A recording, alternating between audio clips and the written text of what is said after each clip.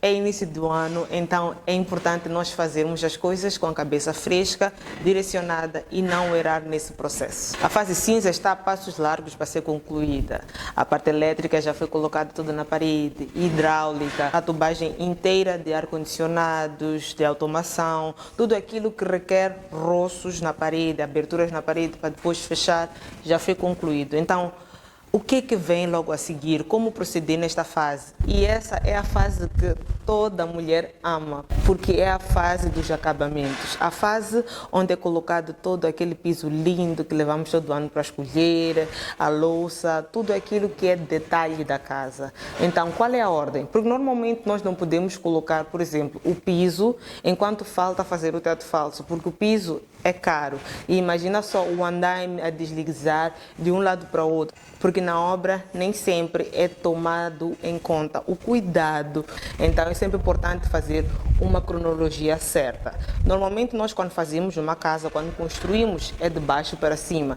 E os acabamentos, nós fazemos diferente. Fazemos de cima para baixo, mesmo para não coincidir ou não ter retrabalhos nesses processos todos. Primeiro, nós já consideramos que toda a parte técnica foi instalada e, ao mesmo tempo, quase lá no final, nós colocamos também a estrutura do teto falso, para que a estrutura do teto falso não coincida com toda a tubagem que nós colocamos no teto. Vamos considerar que toda a testagem da tubagem foi feita, toda a eletricidade foi testada e tudo mais, então nós já podemos fazer o fechamento do foro de gesso. E quando nós fazemos o fechamento dos tetos, é necessário nós deixarmos os pontos, o eletricista deixar os pontos nos sítios próximos para que não haja nenhuma dificuldade ao encontrar quando for a fechar os tetos. E ao fazer esse fechamento do foro de gesso, do teto falso, é importante colocar já os embutidos. Não falo de pendentes, não falo de luminárias especiais. Apenas os embutidos, como calha de LED, as dicróicas e afins, porque assim dá para dar o último acabamento sem necessidade de voltar o técnico do gesso só para fazer esta parte. Então, é importante que todos os embutidos estejam lá já fixados e deixamos os pontos para os pendentes, os lustres, para que possam brilhar, mas isso é só na outra fase. Depois dos tetos é que vem a parte das paredes. Logo a seguir, alguns optam por fazer o baramento, como está nesta parede da minha direita, ou mesmo fazer a pintura diretamente no cimento, mas neste caso nós fizemos o baramento porque dá uma textura muito aveludada, como se fosse uma textura de papel de parede logo após a pintura, fica com uma textura muito boa de passar a mão. Então o baramento é finalizado, é colocado neste local e fica perfeito. Se for a fazer o baramento, esta é a fase perfeita. E lembrando que o baramento é muito importante também porque economiza na quantidade de tinta. Por serem paredes brancas, a tinta fica muito mais real, muito mais sólida e a cor não é alterada como o cimento, o cinza altera. Então é uma tela em branco, a pintura vai ficar real, muito mais real ainda em relação ao cinza. E logo depois do paramento, nós podemos fazer a primeira pintura, a primeira de mão nas pinturas, deixar tudo já uniforme. Mas olha que as paredes no banheiro é feito a inversão da ordem. Nos banheiros é necessário nós colocarmos primeiro a fileira de teto, como se fosse um roda-teto do porcelanato, para depois nós virmos com o teto e ter um melhor acabamento. Esta é a ordem normal. Teto, parede, mas nos banheiros, áreas molhadas ou cozinha, se for necessário colocar o revestimento até o teto, é importante também que tenha essa inversão de primeiro ser o topo da parede ou coloca toda a parede se quiser. E agora vamos com a parte das pedras. Essa é a fase perfeita para colocar a pedra, os mármores. Então, colocando a pedra na janela, nós já podemos colocar os aros de espera na janela, todos os aros de alumínio, no caso que nós falamos, colocamos todo o alumínio lá posicionado. E sempre importante lembrar que sempre que nós fazemos as pedras na janela, tem que ter o pequeno rasgo abaixo, que serve como goteira para não filtrar a parte da parede, e também tem que ter uma reentrança, entrar a parte da parede para que a água não entre para o interior da casa. E só depois disso atacamos os pisos. O piso ser definido como parquet, porcelanato, é aí onde nós colocamos todo ele organizado. E também, se for optar por fazer o rodapé embutido, invertido, nós devemos colocar isso Antes mesmo do reboco, fazemos todo o roço no perímetro e logo fazemos o reboco, toda a parte, a contar com a espessura. E uma dica, sempre que for a fazer rodapé invertido, coloque bloco. Essa dica é de ouro. Já éramos uma vez, colocamos tijolos na casa e depois a fazer o negativo não funcionou e nós tivemos que voltar a fazer o rodapé convencional.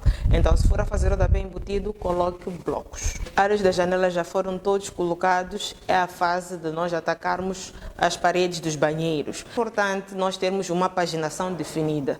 Tudo é necessário ter layout, tudo é necessário ter projeto. Então, nós quando fazemos o assentamento da primeira peça, é aquela peça que vai nos guiar como é que será a direção, tanto para frente como aos lados e depois para cima. Então, nós quando colocamos aquela fiada superior que tínhamos falado antes, o rodateto superior que é feito para fazer o fechamento do foro de gesso já foi antes previsto para que não tenha nenhum retalho embaixo, porque os retalhos nós sempre optamos em colocar na parte superior. Por quê? Porque o olho humano, primeiro ao entrar no espaço, olha para frente, depois para baixo e se olhar para cima, vai e olha para cima.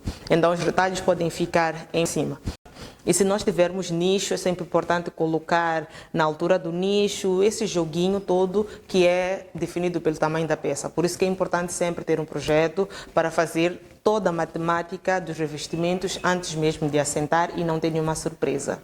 Só para recordar que antes mesmo de nós fazermos o assentamento dos revestimentos das áreas molhadas, é sempre importante nós fazermos a impermeabilização e só depois vir com o porcelanato. Mas nessa obra em específico, fez o assentamento de toda a parede, deixando o espaço da última fiada inferior do porcelanato e também do piso. E só depois é que nós fizemos a impermeabilização e o assentamento, lembrando que primeiro vem o piso e só depois a última fiada para dar um melhor acabamento. E logo a seguir nós podemos entrar com uma limpeza básica só para receber a marcenaria, porque madeira, MDF, se estiver exposto com muita sujeira ou com restos de cimento, pedra, isso pode danificar a madeira. Então é sempre importante a madeira, a carpintaria, entrar quando o espaço já estiver minimamente limpo, onde já não tem nada de resquícios de obra. Depois dessa fase, nós vamos entrar na obra enquanto tudo já está minimamente limpo, quase concluído.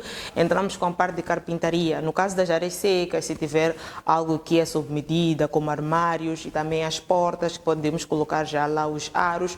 E é sempre importante dizer que na parte onde vem a guarnição, deixa sem rodapé, não coloque rodapé porque vai ter um grande problema lá frente, depois recortar a madeira ou tirar o rodapé, não ter um acabamento assim muito bonito e depois ter que chamar o profissional, que é um outro retrabalho. Então não coloque rodapé nessa esquadria da porta onde vai levar a guarnição. E logo depois disso, se for área molhada, coloca-se também toda a carpintaria. Vamos colocar os móveis planejados, tanto de cozinha como o armário do lavatório debaixo do banheiro, e essas fases todas podem ser concluídas.